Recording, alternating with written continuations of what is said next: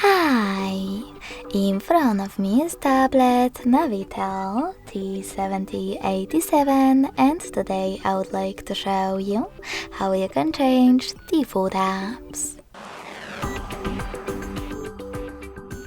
First of all, you need to open Devices Settings. Then tap on Apps section and scroll down. Following that, click on Default Apps and tap on one of those sections, like Color ID. When you're ready, just tap on an app that you wish to apply and go back.